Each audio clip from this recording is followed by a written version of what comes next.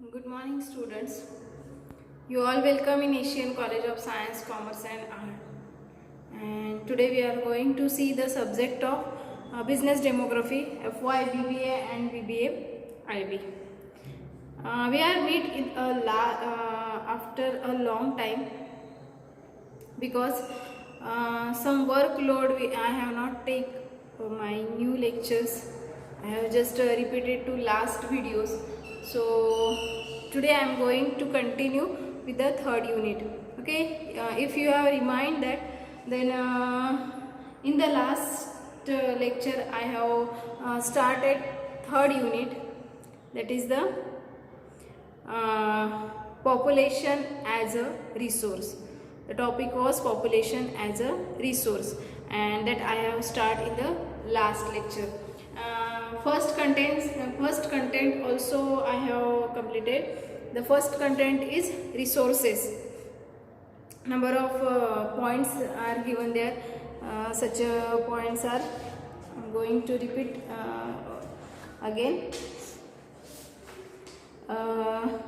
We have seen what is mean by resources, meaning of resources, type of resources. Under the type of resources there is come economic resources, natural resources, biological resources, abiotic resources. Under the biotic resources is going biotic and abiotic resources. Then natural resources come under potential resources, actual resources, then non-renewable resources, renewable resources and human resources. Okay, so all these things are comes under the resources, and these points we have covered in our last video. So today I am going to start with human resources. So can anybody perceive what is mean by resources, human resources? You all know now what is mean by resources. आता तुम्हाला माहिती आहे resources म्हणजे काय हे. तुम्हाला last video जर पुन्हा एकदा रिपीट बघितला तर तुम्हाला क्लिअर होईल की रिसोर्सेस म्हणजे काय. मग आता तुम्ही आता विचार करा की ह्यूमन रिसोर्सेस म्हणजे काय. ह्यूमन म्हणजे काय की ह्यूमन बीइंग, माणूस, पर्सोनेल. मग पर्सोनेलचं management, that is the human resources. Human resources काय आहे, एका ऑर्गनायझेशनसाठी ती त्यांची ॲसेट आहे, ती त्यांची संपत्ती आहे. That is human resources. Okay, human capital is the valuable concept because it recognise that the people should be treated as a asset. जी काही पॉप्युलेशन आहे, त्या पॉप्युलेशनला तुम्ही कसं ट्रीट केलं पाहिजे, as a resources, as a asset. ती तुमची काय आहे, संपत्ती आहे एक प्रकारची. जर एका दिवसासाठी तुमचा संपूर्ण स्टाफ, तुमचा संपूर्ण ह्यूमन रिसोर्सेस जर स्ट्राईकवर गेला तर तुमचे संपूर्ण कामं बंद पडतात. त्या मशिनरींना, त्या बिझनेसला, त्या असलेल्या तुमच्या बाकीच्या ॲसेटला काहीही अर्थ उरत नाही जर ते तुमची ह्यूमन रिसोर्सेस जर स्ट्राईकवर गेला असेल तर. बाकीच्या सगळ्यांचं जाऊ द्या, एखाद्या टेबलवर एखाद दिवशी जर एखादी काम करणारी एकमेव व्यक्ती असेल आणि तीच व्यक्ती जर त्या दिवशी सुट्टीवर असेल तर ती कामंसुद्धा बंद पडतात. म्हणून म्हटलेलं आहे की ह्यूमन रिसोर्सेससुद्धा काय आहे, तुमच्या ऑर्गनायझेशनसाठी तुमची ॲसेट आहे आणि ती ॲसेट म्हणूनच घेतली पाहिजे, ॲसेट म्हणूनच त्यांच्याबरोबर वागलं पाहिजे. ठीक आहे. Then human capital is a valuable concept because it recognizes that the people should be treated as a asset rather than the expenses. म्हणजे तुमची जी काही रिसोर्सेस आहेत, तुमचे जे काही एम्प्लॉईज आहेत काम करणारे, तुमचे जे काही पर्सोनेल्स आहेत, तुमच्या ऑर्गनायझेशनमध्ये काम करणारे जे काही पीपल्स आहेत, ते तुमचे पीपल आहेत, त्या पीपलला तुम्ही एक्सपेन्सेस म्हणजे तुम्ही त्यांच्यावर एक प्रकारचा खर्च करताय असं न मानता ती तुमची ॲसेट आहे असं मानून जर त्यांच्यावर खर्च करत असाल तर ती तुमच्या ऑर्गनायझेशनच्या एका ग्रोथचाच भाग आहे. Okay. Seem to me the security professionals have been arguing that the point about their professions for the long time. Human resource is the most important and vital factors of economic development. Human resource काय आहे हा economic डेव्हलपमेंटसाठीचा एक महत्त्वाचा भाग आहे. Human resource काय आहे महत्त्वाचा रोल प्ले करतो. माणूसच तर आहे जी पृथ्वीवर ज्या काही गोष्टी होत आहेत, ज्या काही घडामोडी होत आहेत, जे काही चेंजेस येत आहेत, ज्या काही उलाढाली होत आहेत, त्या सगळ्या कशासाठी होत आहेत माणसासाठी. आणि माणूस जी काही धडपड करतोय तुम्ही कशासाठी शिकताय काय तुमच्या मनात आहे कशासाठी तुम्ही शिकताय तर तुम्ही मोठे झाले पाहिजे, तुम्हाला चांगला जॉब मिळाला पाहिजे. मग जॉब कशासाठी हवा आहे तर तुमचं लाईफस्टाईल सिक्युअर्ड करण्यासाठी. लाईफस्टाईल कशासाठी तुम्ही सिक्युअर्ड करता तर तुमचं आयुष्य चांगलं होण्यासाठी. एक छोटंसं पोट आहे काही लोकांच्या ह्याच्यातून तुम्ही ऐकलं असेल की हे लहानसं पोट आहे आणि त्या पोटाला जगवण्यासाठी या शरीराला जगवण्यासाठी त्याची चांगली त्यांची चांगली ठेव चांगल्या पद्धतीने त्याची काळजी घेण्यासाठी आपण एवढे धडपडत असतो. आपण एवढे जे धडपड करत असतो मला पैसा मिळाला पाहिजे, मी चांगला जॉब केला पाहिजे, माझी प्रेस्टेज असली पाहिजे, ही सगळी कशासाठी आहे तर या देहासाठी आहे, या पर्सनॅलिटीसाठी आहे. आणि ह्याच पर्सनॅलिटीला तुम्हाला व्यवस्थित सांभाळायचं असते आणि हेच तुमचं आयुष्य असते. आणि तेच करण्यासाठी तुम्ही काय करत असता काम करत असता आणि त्यासाठीच एवढ्या साऱ्या गोष्टी होत असतात. डेव्हलपमेंट बिझनेस तुमच्यासाठी नवीन नवीन वस्तू येतात, तुमच्यासाठी नवीन नवीन लाईफस्टाईल येतात. मग या सगळ्यांचा परिणाम कशावर होतो तर तुमच्या इकॉनॉमिक डेव्हलपमेंटवर होतो. ओके पैशाची देवाणघेवाण होते आणि आता पैशाची देवाणघेवाण कोण करतं माणूसच करतो, ह्युमन रिसोर्सच करते, पीपलच करतात. मग त्या सगळ्यांचा व्हायटल रोल कशाशी आहे तर ह्युमन रिसोर्सशी माणसांशी. ओके इकॉनॉमिक डेव्हलपमेंटशी. ठीक आहे. और it can be said that the humans are agent of development. Ultimately आपल्या देशाच्या डेव्हलपमेंटसाठी सगळ्यात महत्त्वाचा रोल कोण प्ले करतोय तर human resource. corporations are recognizing the importance of investing in their employee now more than ever before. Companies are being to understand that to stay on top in global economy, they need to place more and more emphasis and developing and retaining their people. Organizations that appreciate the financial impact of their employee often refer to them as a human capital. Okay आता त्याचा शब्दशः meaning बघा काय आहे. Human resource are the set of individuals who make up the workforce of an organisation.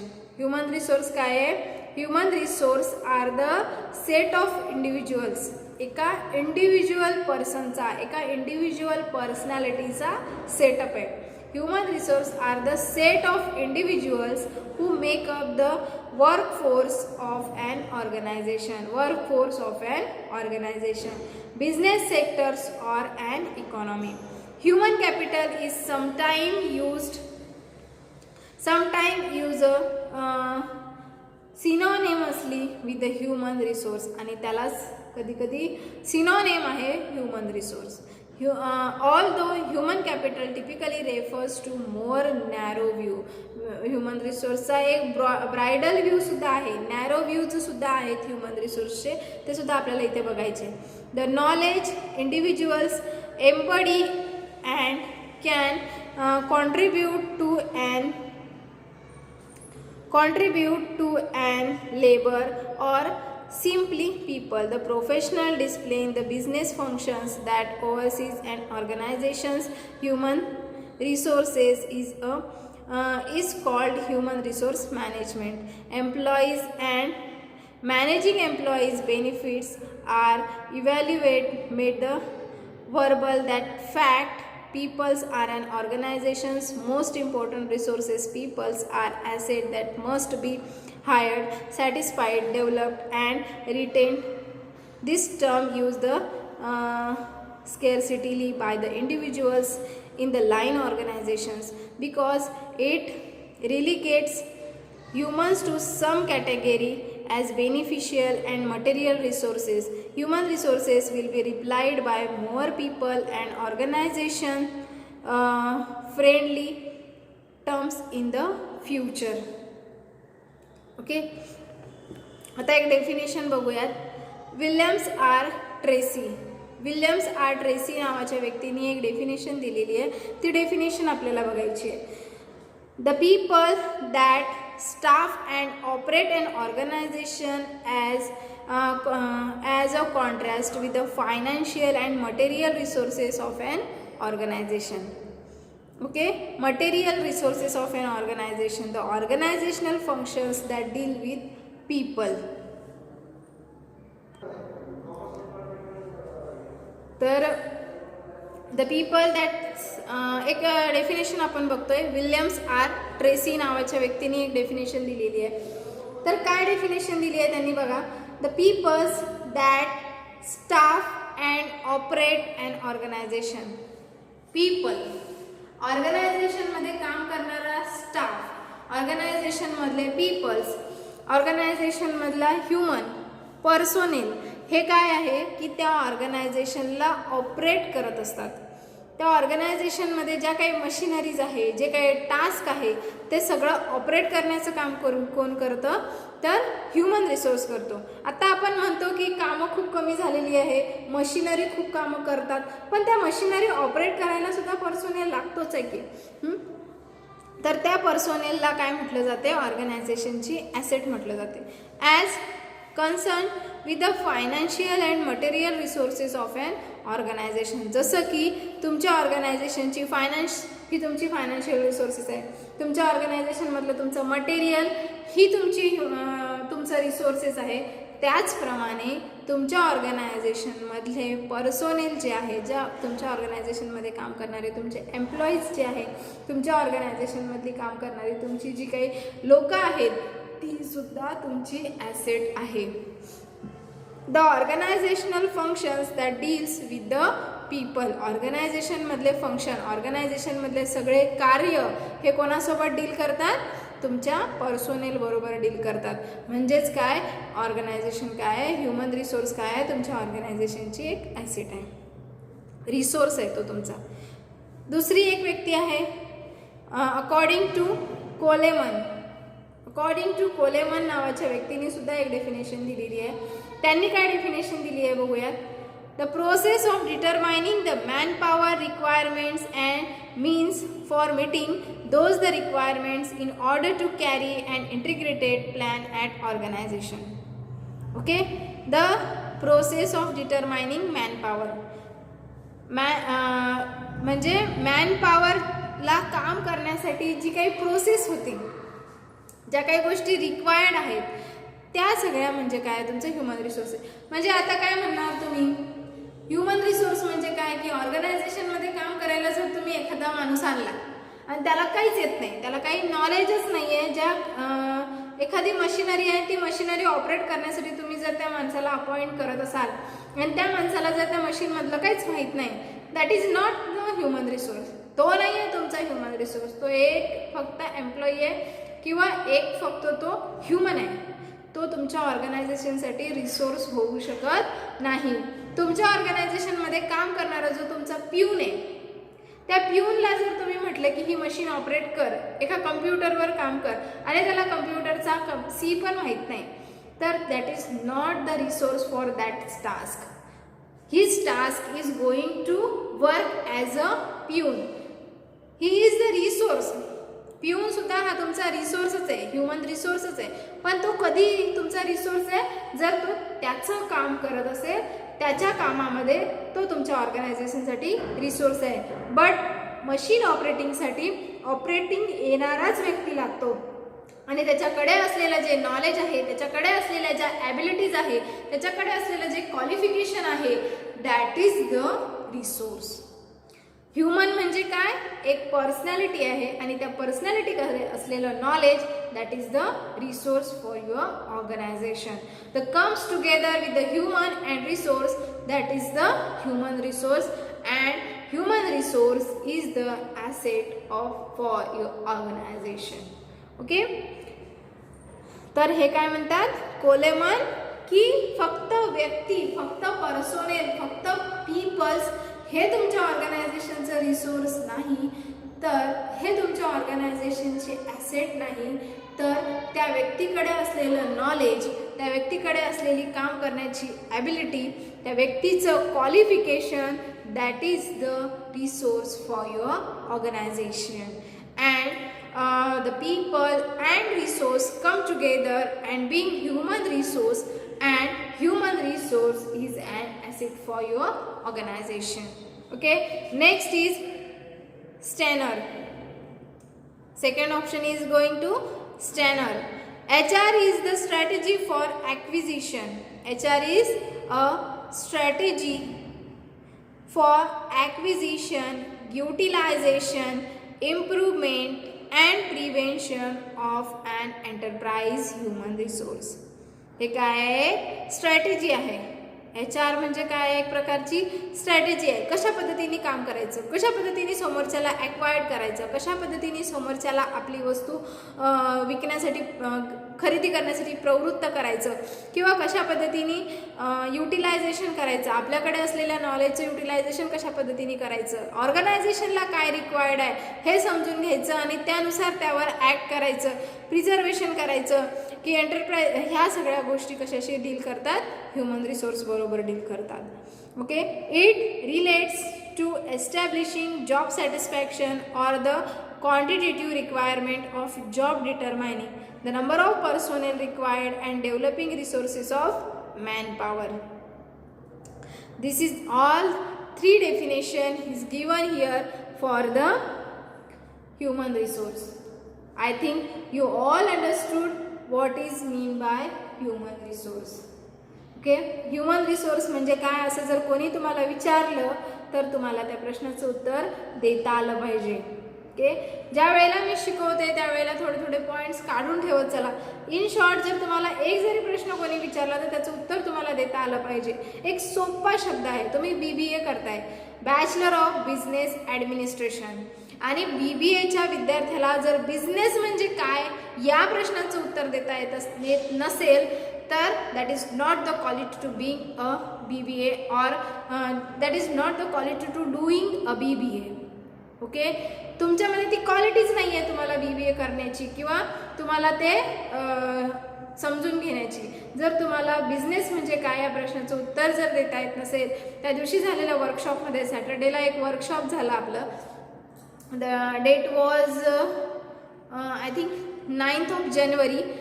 Manisha Karpe madam was going to conduct the session, workshop is going by her, and for that workshop number of BBA students was joined there, and she asked first question, what is mean by business, and few students, there was 30 to 35 student was present there, and only 2 or 3 students are given the answer for what is mean by business. Okay, so that is not the quality to study. अभ्यास करण्याची ही पद्धत नाही आहे. Resource म्हणजे काय हा जर एक टॉपिक आज झाला असेल तर त्या शब्दात, त्या प्रश्नाला, त्या शब्दाला तुमच्या भाषेमध्ये तुम्हाला सांगता आलं पाहिजे. समोरच्याने जर तुम्हाला विचारलं रिसोर्स म्हणजे काय तर हे तुम्हाला तुमच्या शब्दात सांगता आलं पाहिजे. सांगा ना मराठीमध्ये, काहीच प्रॉब्लेम नाही आहे. त्यांनी तुम्हाला असं म्हटलेलंच नव्हतं की मराठीमध्ये सांगू नका किंवा इंग्लिशमध्येच मला हवं आहे. That is not mandatory.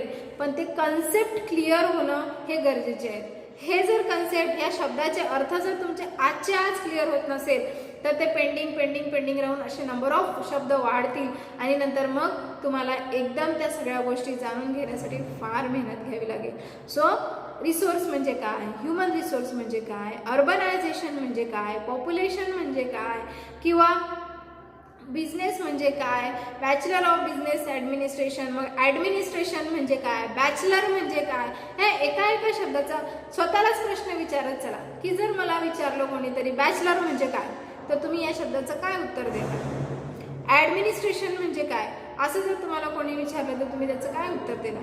Account म्हणजे काय हा शब्द जर तुमच्या समोर आला तर त्याला तुम्ही काय घेऊ शकता किंवा काय त्याचं उत्तर देऊ शकता.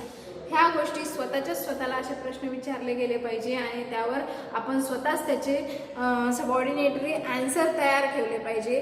त्यालाच म्हणतात प्रॉपर अभ्यास करणे, त्याचे प्रॉपर डेफिनेशन समजून घेणे, कन्सेप्ट क्लिअर होणे. अदरवाईज तुमचे कन्सेप्ट कधीच क्लिअर होणार नाही आणि कन्सेप्ट जर क्लिअर नसतील तर तुम्हाला समोर आलेल्या प्रश्नाचं उत्तर लिहिता येणार नाही. तुम्हाला अभ्यास करणं खूप सोपं आहे. जो शब्द समोर येतोय ना तो शब्द फक्त समजून घ्या. आता ह्युमन रिसोर्स, आज मी फक्त तुम्हाला ह्युमन रिसोर्स शिकवलं पूर्ण. आता जवळपास 20.24 मिनिटाचं लेक्चर झालेलं आहे. एवढ्या 20 मिनिटामध्ये मी फक्त ह्युमन रिसोर्स म्हणजे काय, ह्युमन म्हणजे काय, रिसोर्स म्हणजे काय, being together the human resource म्हणजे काय, ह्याच गोष्टी एक्सप्लेन करते. म्हणजे मग लिहायला तुमच्याकडे किती सारं मटेरियल आहे. ह्युमन रिसोर्स या शब्दावर जर मी 20 मिनिटं बोलू शकते तर तुम्ही भरपूर काही लिहू शकता त्याच्यावर. ओके, सो स्वतःलाच प्रश्न विचारा की या शब्दामागे काय आहे. ओके, अशानेच तुमची लिहिण्याची, स्मरण करण्याची ही वोकॅब्युलरी या सगळ्या गोष्टी वाढत असतात. ओके, रिन्युएबल म्हणजे काय, नॉन रिन्युएबल म्हणजे काय, सोशियल रिसोर्सेस म्हणजे काय, नॅचरल रिसोर्सेस म्हणजे काय, नंबर ऑफ क्वेश्चन तुम्ही स्वतःला विचारू शकता आणि त्याचे आन्सर्स फाइंड आउट करू शकता. एका सिंगल लाईनमध्ये जरी तुम्हाला ती कन्सेप्ट कळली, एका सिंगल लाईनमध्ये जरी तुम्ही त्याचं उत्तर देऊ शकत असाल तर तुम्ही बघा, पहा, पुढे तुम्हाला त्याच्यावर पेज, 1 पेज, 2 पेज, 3 पेज असं भरपूर काही काही लिहायला येईल. एकदा मराठीमध्ये परसेप्शन करण्याची जर सवय झाली तर त्याला इंग्लिशमध्ये कन्व्हर्ट करायला सुद्धा तुम्ही हळूहळू शिका. ओके, आणि हीच प्रोसेस आहे फर्स्ट इयरमध्ये सगळ्या गोष्टी शिकण्याची. एक फर्स्ट इयर असं असतं की जे तुमचं कॉलेजच्या हातात असतं, त्याच्यामुळे कॉलेजमधले ते टीचर्स असतात किंवा जे काही तुमचे हे असतात ते एकमेकांसाठी मदतीसाठी तत्पर असतात. त्याच्यामुळे युनिव्हर्सिटीने विचार केलेला आहे की पहिलं वर्ष हे कॉलेजच्या हातात द्यायचं, म्हणजे ते विद्यार्थ्यांना प्रॉपर पॉलिश करतील आणि सेकंड इयर आणि थर्ड इयरमध्ये तुम्हाला म्हणजे त्या प्रश्नांची उत्तरं तुमच्यामध्ये स्वतःहून देता येईल आणि नंतर मग ते विद्यापीठामध्ये पेपर चेकिंगला जातात. ओके, सो इथे आपल्या डेफिनेशन कंप्लीट झाल्या. आता पुढे आपण बघणार आहोत ऑब्जेक्टिव्ह ऑफ ह्युमन रिसोर्सेस. ठीक आहे, काय ऑब्जेक्टिव्ज आहेत ह्युमन रिसोर्सचे, ऑब्जेक्टिव्ज काय आहेत ते आता इथे आपण बघणार आहोत. Number 1 is executive membership. Human रिसोर्सचे ऑब्जेक्टिव्ह काय आहे, executive membership. And invitation to join the C-level suite is one of the most exclusive aid sought after the objectives of human resources. C-level leadership refers to an organization highest level of management which include the positions such as chief executive, chief operating, chief information and chief financial officers. The chief human resources officer is co-vital role play the vital role for many HR personnel. Those the primary works involve the strategic management, departmental decision making that affects the organizational viability as a profitable enterprises. Okay, ऑर्गनायझेशनमध्ये profitable enterprises, as an profitable enterprises जर तुम्हाला काम करायचं असेल, as an ऑर्गनायझेशनमधला तुम्हाला जर सगळ्या गोष्टी तुम्हाला जाणून घ्यायच्या असेल आणि तुमच्या अंडरमध्ये ही कामं व्हावी असं जर वाटत असेल तर तुम्हाला एक्झिक्युटिव्ह मेंबरशिप करणं गरजेची असते. आणि त्या एक्झिक्युटिव्ह मेंबरशिपसाठी तुम्हाला ऑर्गनायझेशनच्या संपूर्ण गोष्टी जाणून घेणं गरजेच्या असतात, समजून घेणं गरजेच्या असतात. त्या कामामध्ये तुमचं डेडिकेशन महत्त्वाचं असते आणि त्यामध्ये तुम्ही महत्त्वाचा रोल प्ले करत असतात. You are going to play the vital role for this organization. Next is going here the employee management. What is mean by employee management? काय येतं employee management मध्ये? Sorry, the point is not going here the employee management. The point is here employee engagement. Okay, the consist of employee engagement is what human resources strive for in its goal for the workforce.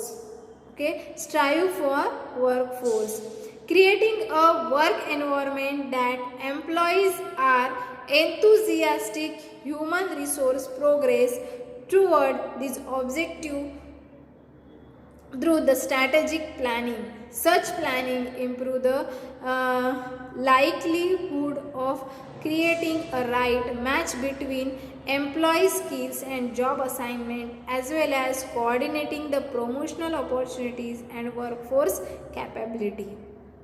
Okay, opportunity and workforce capability. Compliance. आता compliance म्हणजे काय? Compliance may be appear to the very static goal for human resource. Compliance काय आहे? एक strategy आहे की ज्याच्यामधून तुम्ही प्रॉपर वर्क करू शकता, काम करू शकता.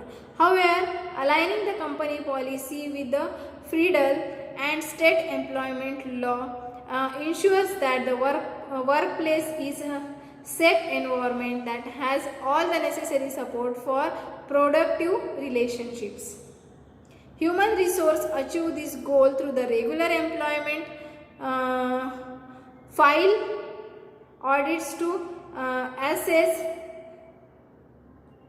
added compensation practices. Audit also ensures the diversity thought for the workforce, providing that the company presents its client base and the market it survives. Turnover and retentions.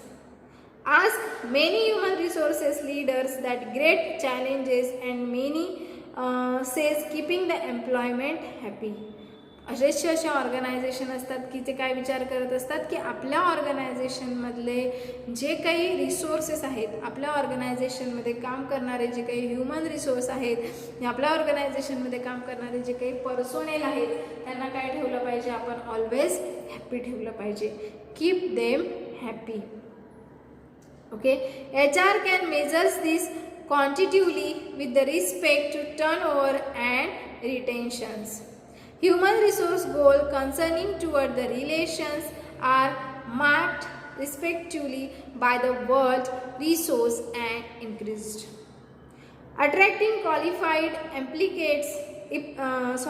applicants, motivating an existing workforce, and inspiring long-term commitment are realistic factors for attaining the goals regarding turnover and retention. Next आहे employers of choice. एम्प्लॉयर्सची choice काय? Human resource have in everything that the company need to improve its image. Therefore, creating an employers of choice is the goal. That well within the capabilities of focused human resource department and employers of choice is company. Employees are happy to be a part of and company for which others wants to work. Strategic employer and employee relationships. Offering innovating compensations and benefits packages and investing in the employees are a way human resource can achieving this goal. आपले goal achieve करण्यासाठी जे personnel काम करते, जे personnel मेहनत घेते, ज्या काही वेगवेगळ्या ॲक्टिव्हिटी, ज्या काही वेगवेगळ्या अशा काही गोष्टी इम्प्लिमेंट करतात की ज्याच्याने आपलं काम जास्तीत जास्त इफेक्टिव्ह, जास्तीत जास्त फास्ट झालं पाहिजे. या सगळ्या गोष्टी काय आहे? ऑर्गनायझेशनची एक स्ट्रेंथ आहे, ऑर्गनायझेशनची एक ॲसेट आहे. Okay, that is all about the objective of human resource. ठीक आहे. In the next lecture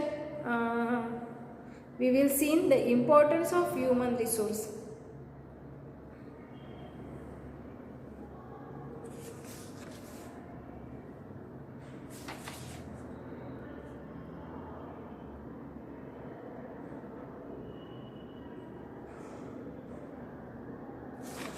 importance of human resource आपण आजच संपवून टाकू, म्हणजे मग काय होईल, नेक्स्ट लेक्चरमध्ये आपल्याला लिटरसी बघता येईल.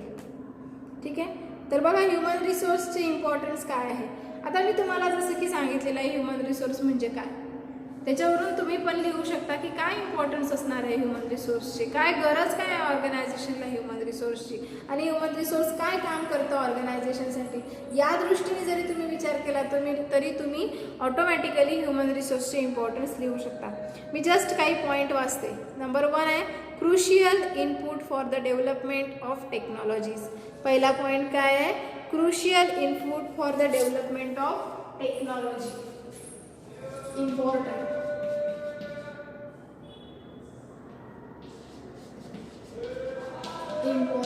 इम्पॉर्टन्स मध्ये नंबर 1 दिलेला आहे. Crucial input for development of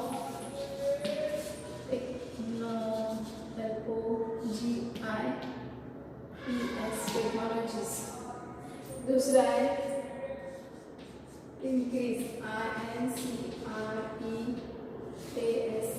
increase in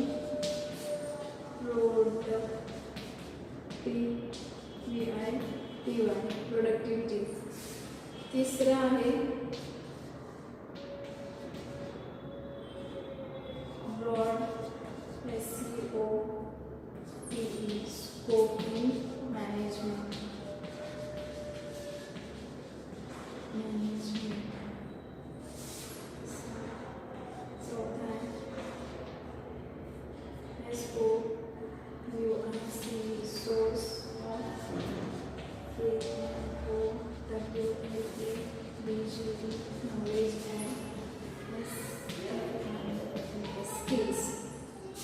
पाचवा तुमचा पॉइंट आहे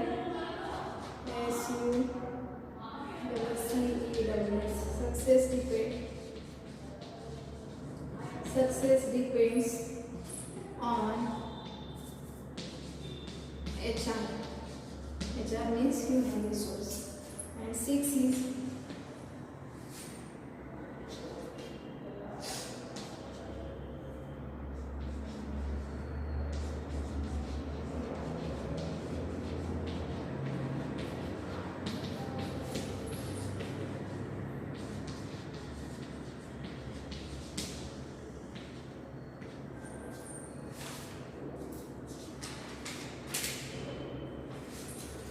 ओके.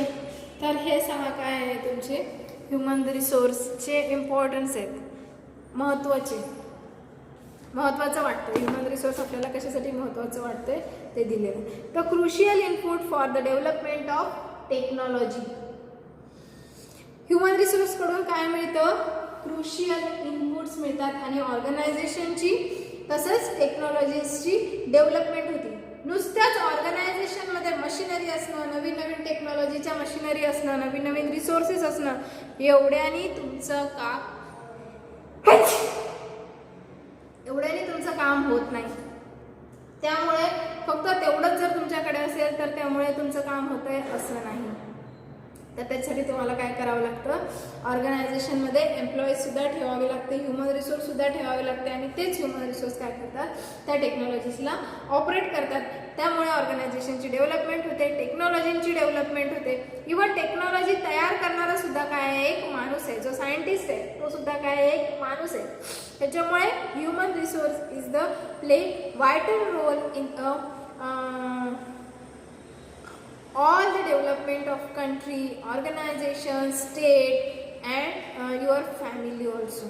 Okay, so human resourceचं महत्त्व कशासाठी आहे? तर तुम्हाला प्रॉपर इनपुट मिळण्यासाठी, तुमची डेव्हलपमेंट होण्यासाठी. ठीक आहे. नेक्स्ट आहे इन्क्रीज इन प्रोडक्टिव्हिटी. ऑर्गनायझेशनची प्रोडक्टिव्हिटी वाढवण्यासाठी, ऑर्गनायझेशनचे कामं वाढवण्यासाठी, ऑर्गनायझेशनमध्ये मिळणारे रिझल्ट हे वाढवण्यासाठी, इन्क्रीज करण्यासाठी, इन्क्रीज इन प्रोडक्टिव्हिटीसाठी ह्युमन रिसोर्स हा महत्त्वाचा पार्ट आहे. Human resource is going to play the vital role for increasing productivity. Next is broad scope in management. सगळ्यात महत्त्वाचं मॅनेजमेंट ही गोष्ट जी आहे ती कोण प्ले करतं? Again human resource. कुठल्या वेळी कुठला जॉब करायला घ्यायचा, कुठली ऑर्डर पहिले घ्यायची, कुठली ऑर्डर नंतर घ्यायची, कुठल्या ऑर्डरला किती दिवसाचा टाइम पिरियड द्यायचा, कधी ती ऑर्डर संपवायची, कुठल्या दिवशी, कुठल्या वेळी कुठले लोक नाईट शिफ्टला येणार, कुठल्या मशिनरीवर कुठल्या प्रकारचा क्वालिफाईड व्यक्ती आपल्याला लागणार आहे. All these things are managed by the human resource. Resource. Okay, source of knowledge and skill. प्रत्येक गोष्टीचं नॉलेज आणि प्रत्येक स्किल ह्या कोणाकडे असतात? ह्युमन रिसोर्सकडे. नेक्स्ट आहे सक्सेस डिपेंड्स ऑन HR. सगळ्या गोष्टींचा सक्सेस मिळवणं ते फक्त कोणावर आहे? HR वर आहे. एखाद्या वेळेस जर तुमची एखादी मशिनरी खराब झाली तर ती मशिनरी खराब झाल्यानंतर ती आपोआप दुरुस्त होत नाही. तिला दुरुस्त करण्याला सुद्धा, करून आणण्याला सुद्धा एक माणूस लागतो. ओके, तर ते स्किल, ते नॉलेज सुद्धा महत्त्वाचं आहे. आणि सक्सेस मिळवण्यासाठी तुमच्याकडे ह्युमन रिसोर्स असणं गरजेचं आहे. आणि नेक्स्ट आहे एंटरप्रिनरशिप अँड इन्क्रीज. तुमचा एंटरप्रिनरशिप इन्क्रीज करण्यासाठी, तुमचं बिझनेस इन्क्रीज करण्यासाठी, तुमची डेव्हलपमेंट होण्यासाठी, तुमचा बिझनेस हा वाढवण्यासाठी, ओव्हरऑल सगळ्याच गोष्टींसाठी तुमच्याकडे ह्युमन रिसोर्स असणं गरजेचं आहे. Human resource is going to play the vital role for your development, for your organization, for your organizational growth, and all these things going with the help of HR, human resource management. आणि human resource मॅनेजमेंटमुळे काय होते की तुमची development होत जाते, तुमच्या संस्थेची development होत जाते. सो सगळ्यात महत्त्वाचा रोल कोणाचा आहे? ह्युमन रिसोर्सचा. सगळ्यात पहिले तुमच्याकडे रिसोर्स असणं गरजेचे आहे. त्याच्यानंतर तुमच्याकडे पर्सोनेल असणं गरजेचं आहे. पर्सोनेल जे काही आहे त्याच्याकडे जे काही नॉलेज आहे ते तुमच्यासाठी काय आहे? ॲज अ रिसोर्स आहे. आणि ह्युमन रिसोर्सला तुम्ही कशा पद्धतीने युटिलाइज केलं पाहिजे की तुमच्या संस्थेची ती काय ॲसेट आहे. ओके, आय थिंक सगळ्यांना ह्युमन रिसोर्स काय हे कळलं असेल. ह्युमन रिसोर्समध्ये दोन महत्त्वाच्या गोष्टी आपण शिकलोय. Objective of human resource, human रिसोर्सचं ऑब्जेक्टिव्ह काय असतं, कशासाठी ह्युमन रिसोर्स ऑर्गनायझेशनमध्ये आलेलं असतं, आणि इम्पॉर्टन्स ऑफ ह्युमन रिसोर्स.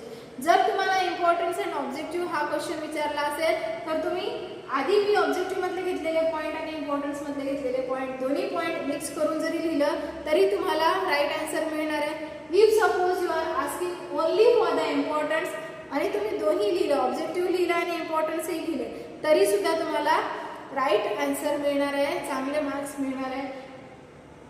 दोन्ही विचारलं दोन्ही लिहा, कुठलं एक विचारलं तरी सुद्धा दोन्ही लिहा. जे आठवत असेल ते लिहा, रिकामं सोडू नका. जे येतंय ते फक्त एक्सप्लेन करा. आता तुम्हाला ह्युमन रिसोर्स हा कन्सेप्ट क्लिअर झालेला आहे. जरी एखाद्या वेळेला तुम्हाला हे सारखं एखादा पॉईंट आठवला नाही, सोडून द्या. 5 पॉईंट व्यवस्थित लिहा, 5 पॉईंट चांगले एक्सप्लेन करा. एखाद्या वेळेस तुम्हाला पॉईंट आठवतच नाहीये, फक्त एक्सप्लेनेशन तुम्हाला मनाने लिहिता येते, तसंही चालेल. लाईनमध्ये लिहा. नंबर 1 पॉईंट द्या, एक सेंटेन्स लिहा. नंबर 2 पॉईंट लिहा, दुसरं सेंटेन्स लिहा. नंबर 3 पॉईंट द्या. अशा पद्धतीने पॉइंटिंग करून लिहिलं तरी सुद्धा चालेल. फक्त पॅरेग्राफचे पॅरेग्राफ एसे लिहितो त्याप्रमाणे लिहू नका, म्हणजे ते समोरचा एवढं सारं वाचत बसत नाही, तो पॉईंट पॉईंट पॉईंट वाचतो. ठीक आहे, तर या पद्धतीने पेपर सॉल्व करा, या पद्धतीने प्रश्नांची तयारी करा, या पद्धतीने अभ्यास करा. तुमची एक्झाम ऑनलाईन होणार आहे की ऑफलाईन होणार आहे हे अजूनही क्लिअर नाही, त्यामुळे आपण दोन्ही पद्धतीने तयार राहणं आपल्यासाठी गरजेचं आहे. म्हणून आपण ऑनलाईन पद्धतीने जर एक्झाम होत असेल तर त्यासाठी एक ऑप्शन आपण काढलेलाच आहे की तुम्ही आता MCQची तयारी करून ठेवलेली आहे. 30-35 MCQ प्रत्येक विषयाचे तुमच्याकडे ऑलरेडी आलेले आहे, त्याचा चांगला स्टडी करून ठेवा. जरी ऑनलाईन एक्झाम नाही झाली तरी सुद्धा तुम्हाला पहिला क्वेश्चन हा जो असतो त्याच्यामध्ये 5 मार्कासाठी ऑब्जेक्टिव्ह विचारलेले असतात आणि त्यात पण MCQच असतात. तिथे सुद्धा तुम्हाला त्याचा फायदा होणारच आहे. आणि MCQ वाचले तर प्रश्नांची उत्तरं लिहायला सुद्धा त्याचा तुम्हाला फायदा होणारच आहे. सो MCQची तयारी आता आपली झालेलीच आहे. त्याचबरोबर आता आपण ऑफलाईन एक्झाम जर होणार असेल तर प्रश्नांची उत्तरं कशी लिहायची याची सुद्धा तयारी करून घेणार आहोत. त्यासाठी मी तुम्हाला काही असाइनमेंट देणार आहे किंवा काही मागचे क्वेश्चन पेपर देणार आहेत जे तुम्ही सॉल्व करून आणायचे. Okay, so thank you, bye bye, take care.